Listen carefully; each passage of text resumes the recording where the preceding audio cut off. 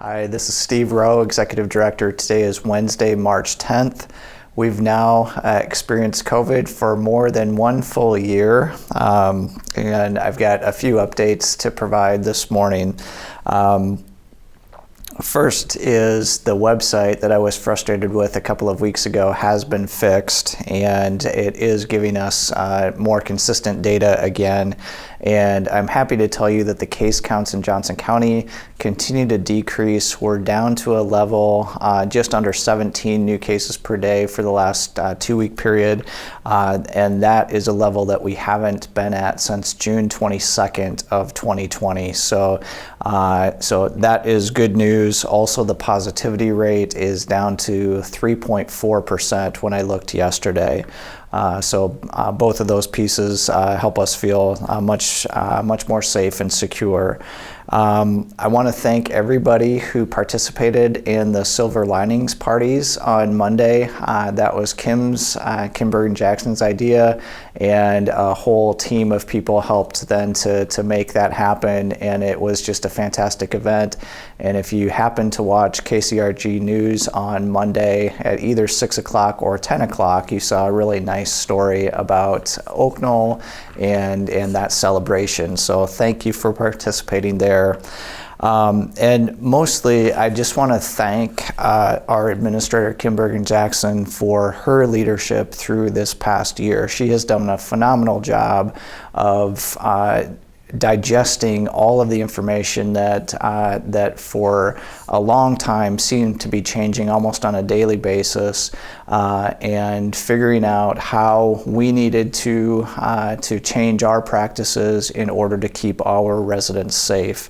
And all of that has resulted in us getting through a full year with no residents having experienced COVID firsthand, at least. So we feel fantastic about that. Most of you know that we've been providing a weekly update, and sometimes during the last year it's been a twice weekly update to family members of our health center and assisted living residents. It gets mailed out typically on Tuesday and Friday, more recently now on Tuesdays when it's just been a weekly update.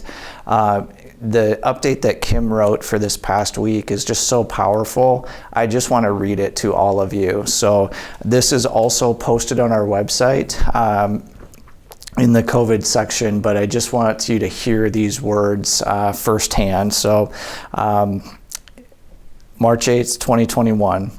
In review, our year of COVID-19 precautions, restrictions, and resilience. Hello, everyone.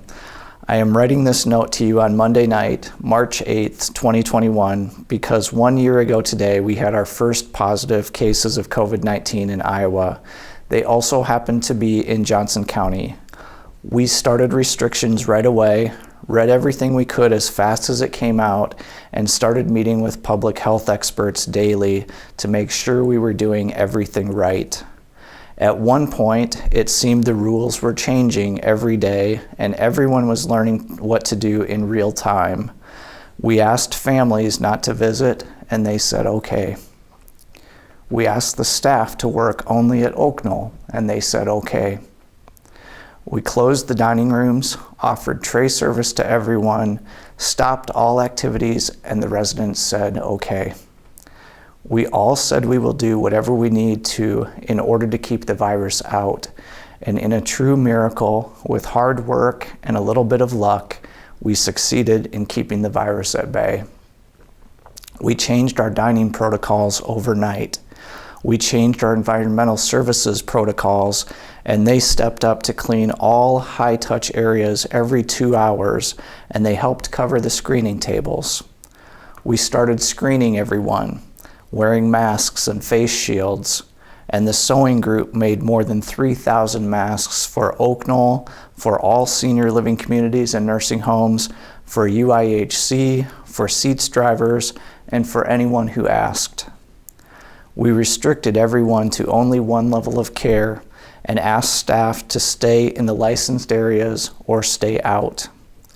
We learned how to have meetings on Zoom or Teams, have activities outside or in the halls, and communicate with you routinely and consistently to make sure everyone felt safe and informed. The staff changed everything in their personal lives to limit risk of exposure and really never complained at all. Ken made us chatterboxes and learned about negative pressure rooms and UV cleaning and air purifying. Some of us learned to work from home part of the week to decrease risk of exposure to the residents, and Steve and I learned to love talking into a camera every week. We learned how to test staff for COVID-19, and we started testing once a week, twice a week, 3 times a week, and the staff kept coming to work. They stayed home if they were sick and told us about potential exposures. They wore face shields and masks and gowns, even though they were hot, and they protected every resident to the best of their abilities. And I am so proud of our staff. I will forever be grateful to them for their safety and precautions. I am aware that I am using past tense here, and I realize we are not yet out of the woods, but aren't we? We have all residents vaccinated and 92% of staff. We have started to see family members get vaccinated, and we have essentially eliminated the common cold and influenza in the process. The CDC released guidance this morning as if it were a gift directly to us. The guidance recommends that individuals in independent living who are fully vaccinated, which is 2 weeks past your second shot, can hang out with other people in independent living who are fully vaccinated without masks and without social distancing. That means hugs have officially been approved between vaccinated people. It means that you can eat together in the dining rooms without concern. It also means that we will look at our recommendations for visitors in the coming days and adjust them to meet the current guidelines. Now, having said that, I have not seen any changes for the health center or assisted living yet, but I am sure it's coming. As soon as we hear anything new, we will let you know. Everyone should continue with all mitigation strategies when in public settings.